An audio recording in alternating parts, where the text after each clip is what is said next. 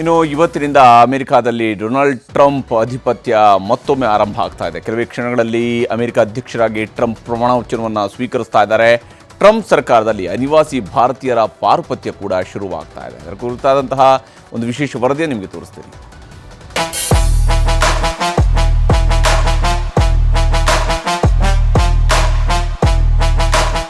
ಅಮೆರಿಕದ 47ನೇ ಅಧ್ಯಕ್ಷರಾಗಿ ಡೊನಾಲ್ಡ್ ಟ್ರಂಪ್ಗೆ ಪಟ್ಟಾಭಿಷೇಕ. ಭಾರತೀಯ ಕಾಲಮಾನ ರಾತ್ರಿ 10:30ರಿಂದ ಡೊನಾಲ್ಡ್ ಟ್ರಂಪ್ 47ನೇ ಅಮೆರಿಕನ್ ಪ್ರೆಸಿಡೆಂಟ್. ಪ್ರಮಾಣ ವಚನಕ್ಕೂ ಮುನ್ನ ಅಮೆರಿಕದ ಆರ್ಲಿಂಗ್ಟನ್ ರಾಷ್ಟ್ರೀಯ ಘಾಟ್ನಲ್ಲಿ ಅಗಲಿದ ಗಣ್ಯರಿಗೆ ಪುಷ್ಪನಮನ ಸಲ್ಲಿಸಿದ್ರು.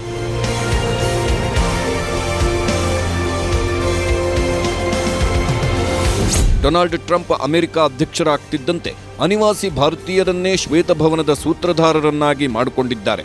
ಇದರಲ್ಲಿ ಮೊದಲಿಗರು ಅಮೆರಿಕ ಉಪಾಧ್ಯಕ್ಷ ಜೆಡಿ ವ್ಯಾನ್ಸ್ ಮತ್ತು ಅಮೆರಿಕದ ದ್ವಿತೀಯ ಮಹಿಳೆ Usha wands. Vice President of the United States, J.D. Vance, wherever he may be. There's a lot of people. It's a little tough when you say, where is he? You know, you got a lot of people in here. But J.D. Vance has been extraordinary. And he's got an unbelievable wife, the second lady of the United States, Usha Vance. So Usha, thank you very much. It's a beautiful couple, great people. America ಅಧ್ಯಕ್ಷರನ್ನ ಬಿಟ್ಟರೆ ಉಪಾಧ್ಯಕ್ಷರಿಗೆ ಶ್ವೇತಭವನದಲ್ಲಿ ಅತ್ಯುನ್ನತ ಗೌರವ. ಈ ಗೌರವಕ್ಕೆ ಪಾತ್ರರಾಗಿರುವುದು ಭಾರತ ಮೂಲದ ಉಷಾ ಮತ್ತು ಆಕೆಯ ಪತಿ ಜೆಡಿ ವ್ಯಾನ್ಸ್. ಅಮೆರಿಕ ಉಪಾಧ್ಯಕ್ಷ ಆಗ್ತಿರೋ ಜೆಡಿ ವ್ಯಾನ್ಸ್ ಭಾರತದ ಅಳಿಯ. ಜೆಡಿ ವ್ಯಾನ್ಸ್ ಮದುವೆ ಆಗಿರೋದು ಉಷಾ ಚಿಲುಕುರಿ ಅವರನ್ನ. ಉಷಾ ಚಿಲುಕುರಿ ಮೂಲತಃ ನಮ್ಮ ಭಾರತದವರು. ಆಂಧ್ರ ಪ್ರದೇಶದ ಕೃಷ್ಣಾ ಜಿಲ್ಲೆಯ ಪಮಾರು ಗ್ರಾಮದವರು. ಈಗ ಅಮೆರಿಕ ಉಪಾಧ್ಯಕ್ಷರಾಗಿ ಆಯ್ಕೆಯಾಗಿರುವ ಜೆಡಿ ವ್ಯಾನ್ಸ್ ಪತ್ನಿಯಾಗಿದ್ದಾರೆ. Usha Hindu, J D Vance Roman Catholic. 2014ರಲ್ಲಿ ಜೆಡಿ ವ್ಯಾನ್ಸ್ ಉಷಾ ಚಿಲುಕುರಿ ಅವರ ಮದುವೆ ಆಯಿತು. ಅಮೆರಿಕದಲ್ಲಿ ಹಿಂದೂ ಸಂಪ್ರದಾಯದಂತೆ ವಿವಾಹವಾಗಿದ್ರು. ಈಗ ಉಷಾ ವ್ಯಾನ್ಸ್ ಅಮೆರಿಕದ 2ನೇ ಅತ್ಯುನ್ನತ ಮಹಿಳೆಯಾಗ್ತಿದ್ದಾರೆ. ಡೊನಾಲ್ಡ್ ಟ್ರಂಪ್ ಆಡಳಿತದಲ್ಲಿ ಉನ್ನತ ಹುದ್ದೆ ಅಲಂಕರಿಸುತ್ತಿರೋ ಮತ್ತೊಬ್ಬ ಅನಿವಾಸಿ ಭಾರತೀಯ ವಿವೇಕ್ ರಾಮಸ್ವಾಮಿ. ತಮಿಳುನಾಡು ಮೂಲದ ವಿವೇಕ್ ರಾಮಸ್ವಾಮಿ ಅಮೆರಿಕದಲ್ಲಿ ತನ್ನದೇ ಉದ್ಯಮ ಕಟ್ಟಿರುವ ಚತುರ. ಟ್ರಂಪ್ ಮತ್ತು ಎಲಾನ್ ಮಸ್ಕ್ ಪರಮಾಪ್ತರು. ಅಮೆರಿಕ ದಕ್ಷತಾ ವಿಭಾಗದ ಸಹ ಮುಖ್ಯಸ್ಥರಾಗಿ ಟ್ರಂಪ್ ಆಯ್ಕೆ ಮಾಡಿದ್ರು. ಈಗ ಅಮೆರಿಕ ವಿದೇಶಾಂಗ ಕಾರ್ಯದರ್ಶಿ ಆಗಲಿದ್ದಾರೆ. ಶೀಘ್ರದಲ್ಲೇ ಓಹಿಯೋ ಗವರ್ನರ್ ಹುದ್ದೆಗೆ ಸ್ಪರ್ಧೆಗೆ ಸಿದ್ಧತೆ ಮಾಡಿಕೊಳ್ಳುತ್ತಿದ್ದಾರೆ.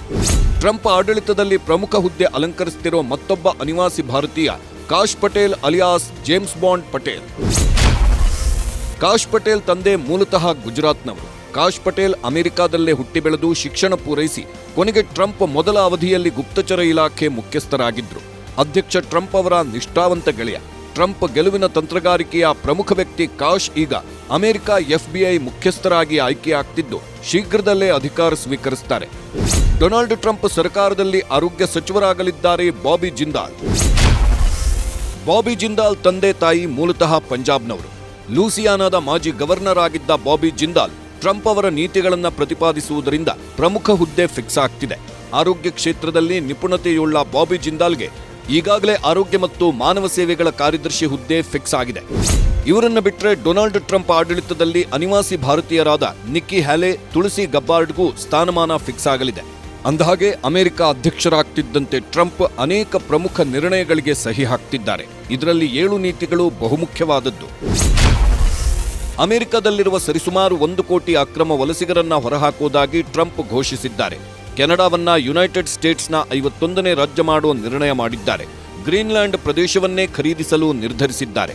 ಪನಾಮಾ ಕಾಲುವೆ ಮೇಲೆ ನಿಯಂತ್ರಣ ಹೇರುವುದು, ಜನ್ಮಸಿದ್ಧ ಪೌರತ್ವದ ನೀತಿಗೆ ಕೊನೆ ಹಾಡುವುದು, ರಷ್ಯಾ ಉಕ್ರೇನ್ ಯುದ್ಧ ನಿಲ್ಲಿಸಲು ಮಾತುಕತೆ ನಡೆಸುವುದು ಮತ್ತು ಮಹಿಳಾ ಕ್ರೀಡೆಗಳಿಂದ ಸಲಿಂಗಿಗಳನ್ನ ಹೊರಗಿಡುವ ಕಾನೂನು ತಿದ್ದುಪಡಿಗಳಿಗೆ ಟ್ರಂಪ್ ಸಹಿ ಹಾಕ್ತಿದ್ದಾರೆ. ಅಮೆರಿಕ ಅಧ್ಯಕ್ಷ ಡೊನಾಲ್ಡ್ ಟ್ರಂಪ್ ಶೀಘ್ರದಲ್ಲೇ ಭಾರತ ಪ್ರವಾಸ ಮಾಡುವ ಸಾಧ್ಯತೆ ಇದೆ. ಏನೇ ಹೇಳಿ, ಟ್ರಂಪ್ ಮೊದಲ ಅವಧಿಯ ಕೆಲ ನಿರ್ಧಾರಗಳು ಭಾರತಕ್ಕೆ ವರವಾಗಿತ್ತು. ಈಗ ಟ್ರಂಪ್ 2.0ನಲ್ಲೂ ಭಾರತದ ಜೊತೆ ಮುಕ್ತ ವ್ಯವಹಾರಕ್ಕೆ ಅವಕಾಶ ಸಿಗುವ ನಿರೀಕ್ಷೆ ಇದೆ. Bureau report, news 18. ಈಗ ರಾಜ್ಯ, ದೇಶ ವಿದೇಶಗಳ ಮತ್ತಷ್ಟು ಪ್ರಮುಖ ಸುದ್ದಿಗಳನ್ನು ಕ್ವಿಕ್ ಆಗಿ ನೋಡೋಣ. ಶತಮಾನೋತ್ಸವದ ಬೆಳಗಾವಿಯ ಕಾಂಗ್ರೆಸ್ ಸಮಾವೇಶಕ್ಕೆ ಕುಂದಾನಗರಿ ಸಜ್ಜಾಗಿದೆ. ನಾಳೆ ಸಿಪಿಎಡ್ ಮೈದಾನದಲ್ಲಿ ಜೈ ಬಾಪು, ಜೈ ಭೀಮ್, ಜೈ ಸಂವಿಧಾನ ಹೆಸರಿನಲ್ಲಿ ಸಮಾವೇಶ ನಡೆಯಲಿದೆ. ಸುವರ್ಣ ವಿಧಾನಸೌಧದಲ್ಲಿ ನಿರ್ಮಿಸಿರುವ ಮಹಾತ್ಮ ಗಾಂಧೀಜಿ ಪ್ರತಿಮೆಯನ್ನ ಮಲ್ಲಿಕಾರ್ಜುನ ಖರ್ಗೆ, ರಾಹುಲ್ ಗಾಂಧಿ, ಪ್ರಿಯಾಂಕಾ ವಾದ್ರಾ ಅನಾವರಣ ಮಾಡಲಿದ್ದಾರೆ. ಅಪಘಾತದಲ್ಲಿ ಗಾಯಗೊಂಡಿರುವ ಸಚಿವೆ ಲಕ್ಷ್ಮೀ ಹೆಬ್ಬಾಳ್ಕರ್ ಆರೋಗ್ಯ ವಿಚಾರಿಸಲು ಘಟಾನುಘಟಿಗಳೇ ಬಂದಿದ್ರು. ಸಿಎಂ ಸಿದ್ದರಾಮಯ್ಯ, ಗೃಹ ಸಚಿವ ಡಾಕ್ಟರ್ ಜಿ ಪರಮೇಶ್ವರ್, ಸಮಾಜ ಕಲ್ಯಾಣ ಸಚಿವ ಎಚ್.ಸಿ. ಮಹಾದೇವಪ್ಪ ಆಸ್ಪತ್ರೆಗೆ ಆಗಮಿಸಿ ನೀವು ಬೇಗ ಹುಷಾರಾಗಿ ಅಂತ ಹಾರೈಸಿದ್ರು. ನಮ್ಮ ಮೆಟ್ರೋ ಮತ್ತೆ ಆತ್ಮಹತ್ಯೆ ಮಾಡಿಕೊಳ್ಳೋರ ತಾಣವಾಗ್ತಿದೆ. ಇವತ್ತು ಹಸಿರು ಮಾರ್ಗದ ಜಾಲಹಳ್ಳಿ ಮೆಟ್ರೋ ನಿಲ್ದಾಣದಲ್ಲಿ ಮೆಟ್ರೋ ಟ್ರೈನ್ ಬರುವಾಗ ಟ್ರ್ಯಾಕ್ಗೆ ಇಳಿದು ವ್ಯಕ್ತಿ ಸುಸೈಡ್ಗೆ ಮುಂದಾಗಿದ್ದ. ಕೂಡಲೇ ಮೆಟ್ರೋ ಸಿಬ್ಬಂದಿ ಆತನನ್ನ ರಕ್ಷಿಸಿ ಪೊಲೀಸರಿಗೆ ಒಪ್ಪಿಸಿದ್ದಾರೆ. ಪ್ರಿಯಕರನನ್ನ ಕೊಂದಿದ್ದ ಅಪರಾಧಿ ಗ್ರೀಷ್ಮಾಗೆ ಕೇರಳ ನ್ಯಾಯಾಲಯ ಮರಣ ದಂಡನೆ ಶಿಕ್ಷೆ ವಿಧಿಸಿದೆ. 2022ರಲ್ಲಿ ಅಕ್ಟೋಬರ್ 14ರಂದು ತಮ್ಮ ಮನೆಗೆ ಪ್ರಿಯಕರ ರಾಜ್ನನ್ನ ಕರೆಸಿದ್ದ ಗ್ರೀಷ್ಮಾ ವಿಷ ಕುಡಿಸಿ ಹತ್ಯೆಯನ್ನು ಮಾಡಿದ್ಲು. ಅಪರಾಧಿಗೆ ಕೋರ್ಟ್ ಮರಣ ದಂಡನೆ ವಿಧಿಸಿದೆ.